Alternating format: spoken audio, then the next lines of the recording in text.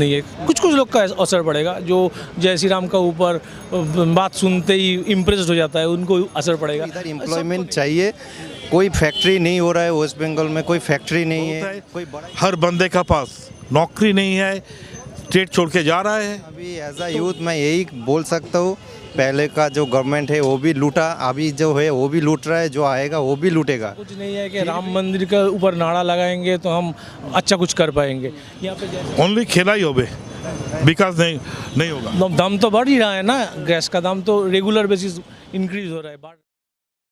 नमस्कार, आप देख रहे हैं DS4 न्यूज़ और मैं हूं आपके साथ नदीम अहमद।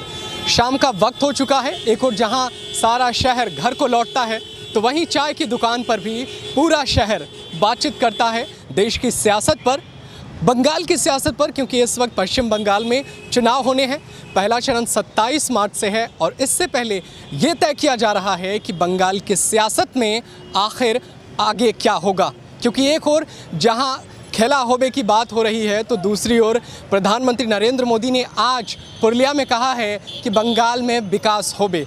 तो हमारे साथ बहुत सारे यहाँ पर लोग भी हैं जुड़े हुए, जिनसे हम पूछेंगे और ये जानने की कोशिश करेंगे कि आखिर बंगाल के दिल में क्या है। तो सर, मेरा सबसे पहला सवाल ये है आपसे कि बंगाल में खेला होबे या विकास होबे? ओनली खेला ही होबे, विकास नहीं होगा, कुछ नहीं होगा। क्यों भरोसा नहीं है कि विकास नहीं होगा? क्योंकि विकास करने वाला कोई नहीं है ना। नरेंद्र मोदी 7 साल से पूरे देश में विकास कर रहे हैं, उनका वादा है कि वो बंगाल को सोनार बांग्ला बनाएंगे। हमने नहीं देखा इंडिया में, जब देखिए सोनार बांग्ला मतलब क्या है। बंगाल में बेरोजगारी कम है, कम हो जाए, बेरोजगारी नहीं चाहिए। बंगाल में वो जो एजुकेशन सिस्टम बहुत अच्छा होना चाहिए, ये सब नहीं होगा। इसको कहते हैं कॉस्मेटिक डेवलपमेंट। कॉस्मेटिक डेवलपमेंट तो हो रहा है, देखिए इतना लाइट है, हाँ इतना सब कुछ है, लेकिन जो चीज़ एक आम आदमी को चाहिए, खाना, पढ़ना, ये सब कुछ नहीं होगा। बंगाल में ममता के विकास से कितना संतुष्ट हैं? क्या आपको लगता है कि 2 बार जीतने के बाद ममता को तीसरा बार उनको चांस देना चाहिए? देखिए, मैं तो ये बोल नहीं सकता चांस देना चाहिए कि नहीं चाहिए। अगर आप मेरे को पूछेगा ये क्या हुआ है, मैं बोलूँगा सिर्फ एक ही बात, यहाँ पे कॉस्मेटिक डेवलपमेंट हुआ है, जो रास्ता वगैरह वो सब कुछ है, लेकिन यहाँ पे बेरोजगारी बहुत है, हर बंदे का पास नौकरी नहीं है, स्टेट छोड़ के जा रहा है, तो कुछ। लेकिन कैसे करें, बिहार में बीजेपी ने वादा किया कि 19 लाख रोजगार देंगे और सत्ता में आ गए। मोदी जी कह रहे हैं कि यहाँ भी रोजगार देंगे, तो क्या कैसे देंगे? रोजगार देने के लिए आपको कुछ करना पड़ेगा, आपको इंफ्रास्ट्रक्चरल डेवलपमेंट करना पड़ेगा, आपको इंडस्ट्री को लाना पड़ेगा यहाँ पे। आप तो बेच रहे हो, अब रेल बेच रहे हो, सब कुछ बेच रहे हो, तो विकास कैसे होगा? आपको अगर यहाँ पे विकास चाहिए तो पहले आपको यहाँ पे इंडस्ट्री को लेना पड़ेगा, FDI को यहाँ पे इन्वेस्ट, मैंने फॉरेन जो इन्वेस्टमेंट उसको लेके आना पड़ेगा। कहाँ हो रहा है? कहाँ हो रहा है?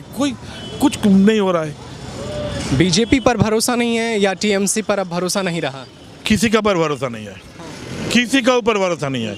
बीजेपी, TMC, ऐसा किसी का ऊपर भरोसा नहीं है। लेफ्ट कांग्रेस गठबंधन है, क्या उससे आपको कोई उम्मीद है कि लेफ्ट कांग्रेस गठबंधन कुछ उम्मीद नहीं है, कुछ उम्मीद नहीं है।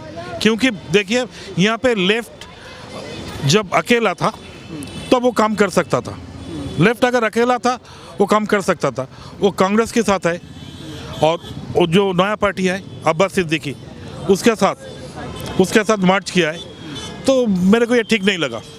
क्योंकि देखिए, आप एक कौवे को बॉक नहीं बना सकता है ना, तो आप एक कम्युनल पर्सन को कैसे सेकुलर बनाएंगे? अच्छा, जब सेकुलर कम्युनल और की बात आती है तो मन में एक सवाल ये आता है कि वो जो गठबंधन कर रहे हैं तो ममता पर भी तो आरोप लगता है कि वो मुस्लिम तुष्टीकरण करती हैं। एक्चुअली देखो, तुष्टीकरण और सेकुलरिज्म एक बात नहीं है, एक बात नहीं। हाँ, मैं ममता जी ने वो जो चुनाव के लिए वोट के लिए थोड़ा बहुत ऐसा किया है, लेकिन वो खुद सेकुलर है। वो कम्युनल नहीं है। लेकिन अब लेफ्ट जिसका हाथ पकड़ा वो कम्युनल है।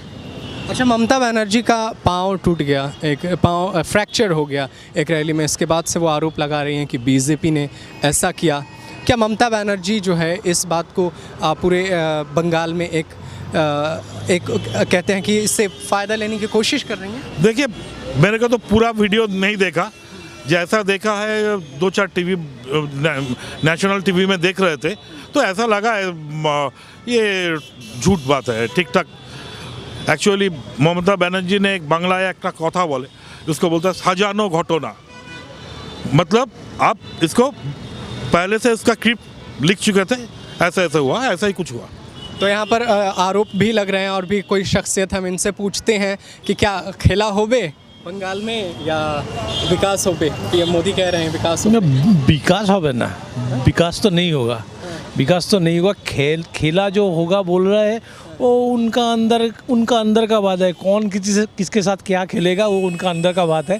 देखिए, हम लोग तो आम पब्लिक है, हम लोग को जो चाहिए वो हम लोग देखेंगे। अगर एक आम पब्लिक का मेरा जो पिछला जो बोला है, जो आम पब्लिक कैसे उसका खाना जुगाड़ करते हैं रोज़ का, वही सबसे बढ़िया बात है। तो क्या मोदी जी ने इस पूरे लॉकडाउन के अंदर गरीबों को अनाज नहीं दिया? ऐसा क्या है? देखिए, ये तो मोदी जी भी बोल रहे हैं अनाज दिया है, ममता दीदी भी बोल रहे हैं अनाज दिया है, सभी बोल रहे हैं अनाज दिया है। लेकिन ये क्या देखा है, अनाज प्रॉपर लोगों के पास सही तरीके से गया है क्या, या फिर अपने लोगों के अंदर ही बांट लिया वो लोग? ये तो हम लोग एकदम डाउन लाइन में जाके नहीं देखता है ना। तो यही नहीं होता है। ये बोल रहा है कि हम इतना अनाज दिया, इतना राशन दिया, इतना वही दिया, लेकिन कितना आदमी प्रॉपरली उसको पाया, यही देखने का बात है।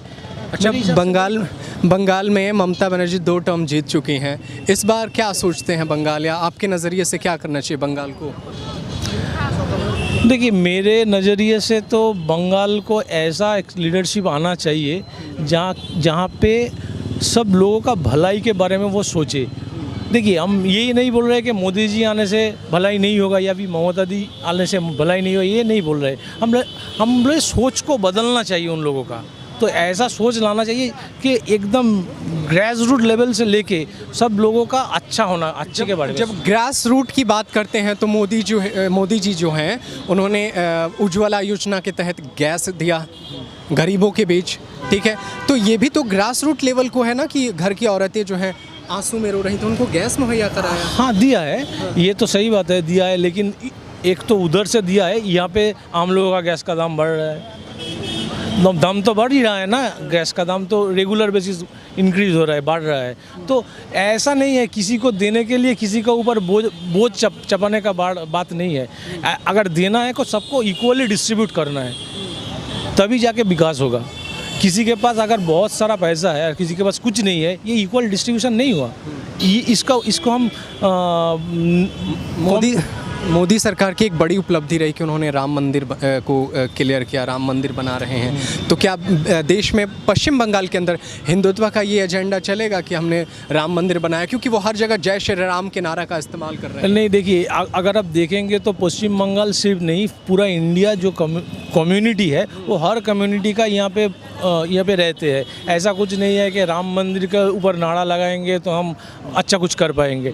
यहाँ पे जैसा मुस्लिम भी रहते हैं, हिंदू भी रहते हैं, सब लोग मिलजुल के रहते हैं। तो सिर्फ राम मंदिर के ऊपर नारा लगा के बहुत सारा वोट ले लेगा, ऐसा बात तो मेरे को ठीक नहीं लगता है। अच्छा, तो जय श्री राम के नारे से उतना असर पड़ेगा कि नहीं बंगाल में? क्योंकि यहाँ पर भी तो बहुत सारे हिंदू हैं, अमित शाह जब भी आ रहे हैं तो इस बात का जिक्र कर रहे हैं। कुछ लोगों को तो असर पड़ेगा, अभी सबको पड़ेगा कि नहीं पड़ेगा ये तो बोलना जो ये नहीं है, मेरे बस का बात नहीं है। कुछ लोग का असर पड़ेगा, जो जय श्री राम का ऊपर बात सुनते ही इम्प्रेस्ड हो जाता है, उनको असर पड़ेगा, सबको नहीं पड़ेगा। अच्छा, ममता बनर्जी ने जो उनका चोट का जो घटना हुआ, उसके बाद से क्या बंगाल की सियासत में ममता के प्रति सहानुभूति बटोरने की कोशिश हो रही है क्या? ऐसा कुछ नहीं लगता है।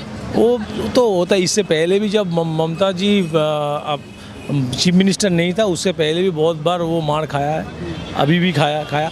ये कॉमन हो गया है, ये अलग सा कुछ हाइलाइट्स नहीं होगा। अच्छा, शुभेंदु अधिकारी जो हैं, शुभेंदु अधिकारी वो बीजेपी में चले गए हैं, और ऐसे में जब वो बीजेपी में चले गए हैं तो आप उनके जाने की इस परिप्रेक्ष्य को कैसे देखते हैं? क्योंकि उन्हें बहुत सारे लोग जो हैं वो अलग अलग तरीके से पेश कर रहे हैं, जैसे कोई कह रहा है उन्होंने गद्दारी किया है। आप कैसे देखते हैं शुभेंदु अधिकारी? देखिए, अगर वो हम बोलेंगे वो अपना फ़ायदा के लिए जा रहा है, वो सबका सोच नहीं रहा है। कोई किसी को टिकट नहीं मिल रहा है तो दूसरा टीम में चला जा रहा है, किसी को टिकट नहीं दे रहा है तो रो रहा है। ये क्या है?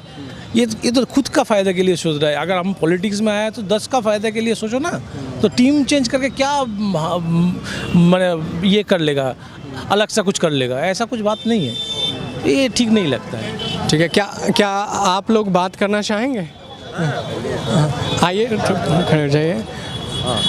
तो आप नौजवान हैं, आप रोज़गार जॉब करते हैं? जी, अभी मैं बिजनेस कर रहा हूँ, सेल्फ बिजनेस। यस, लोग जो है जानने की कोशिश कर रहे हैं कि बंगाल क्या सोच रहा है, क्या बंगाल विकास के ऊपर यकीन करेगा या खेला होबे का नारा जो है उसको मजबूत? देखिए, अभी सिर्फ ये जो सब चल रहा है, सिर्फ वोट का 6 महीना पहले से ये सुनना पड़ता है। ठीक है, वोट का जो 4 ईयर्स या 4.5 ईयर्स हो गया, कोई का आता पता नहीं है। अब जो भी होगा सिर्फ वोट का 6 मंथ पहले। अभी क्या है, अभी एज अ यूथ मैं यही बोल सकता हूँ, पहले का जो गवर्नमेंट है वो भी लूटा, अभी जो है वो भी लूट रहा है, जो आएगा वो भी लूटेगा। फिर भी हम लोग का जो बेरोज़गारी इतना बढ़ गया, अभी इधर देखते हैं फुटपाथ में पहले दुकान ही नहीं था, अभी ये लॉटरी लेके छोटा चेयर लेके पूरा एक मोड़ में 10-12 लोग बैठ गया। टोटो का बढ़ गया, ऑटो का बढ़ गया। मतलब मोदी जी ने जो कहा कि 2 करोड़ रोजगार देंगे, तो क्या वो बंगाल तक नहीं पहुंचा है?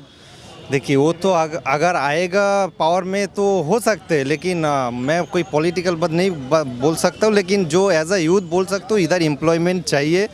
कोई फैक्ट्री नहीं हो रहा है वेस्ट बंगाल में, कोई फैक्ट्री नहीं है, कोई बड़ा इंडस्ट्री नहीं आ रहा है। जो आ रहा है स्मॉल इंडस्ट्री आ रहा है। बिग इंडस्ट्री लास्ट नैनो आया था, वो भी चला गया गुजरात में। तो मतलब इंडस्ट्री चाहिए, डेवलपमेंट चाहिए, और मतलब जॉब चाहिए या एंटरप्रेन्योर बनना चाहिए यूथ को। अच्छा, ममता बनर्जी कह रही हैं कि कल उन्होंने मैनिफेस्टो जारी किया है और कल उन्होंने कहा है कि वो 5 लाख युवाओं को रोज़गार देंगी और घर तक जो है राशन द्वारे पहुंचेगा। तो क्या इन बातों का असर होगा बंगाल की सियासत में? देखिए, लोगों का माइंड सेट, कुछ लोग सोचेगा होगा, कुछ लोग सोचेगा नहीं होगा, बट ओवरऑल जो चीज़ है वो तो मतलब जब प्रैक्टिकली हम लोग देख पाएंगे तभी बोल पाएंगे जो हाँ हो रहा है। बड़ा इंडस्ट्री आएगा तो बोल पाएंगे जो हाँ वो बोला था एजेंडा में आएगा, आ रहा है तो आएगा, ऐसे। अच्छा, क्या नंदीग्राम जो है बंगाल की सियासत को पलटने का दम रखता है? क्योंकि वहाँ 2 बड़े सियासी चेहरे एक साथ आमने सामने हैं, एक तरफ ममता बनर्जी हैं तो दूसरी तरफ शुभेंदु अधिकारी। तो क्या नंदीग्राम को लेकर के यहाँ के लोगों में क्या माहौल है? हाँ, नंदीग्राम एक बड़ा जगह का नाम है, मतलब 2 हेवीवेट लीडर्स का फाइट हो रहा है। तो लास्ट ये जो नया गवर्नमेंट आया था टीएमसी, वो नंदीग्राम और सिंगूर वाला ये इशू लेकर ही आया था। या अभी जो चल रहा है इस मुद्दे पे क्या होगा पता नहीं, बट ये एक हॉट टॉपिक है, तो इसका ऊपर सभी का ध्यान है। तो देखते हैं आगे क्या होता है।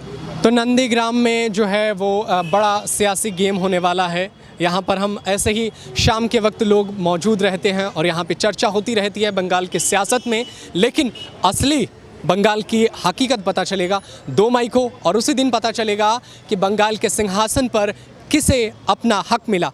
ऐसे ही खबरों के लिए आप जुड़े रहिए हमारे साथ। ऐसे पूरे बंगाल के अलग अलग इलाकों से लोगों की राय आप तक पहुंचाते रहेंगे और बताएंगे कि आखिर बंगाल के दिल में क्या है। तो बने रहिए हमारे साथ, देखते रहिए TS4 न्यूज़।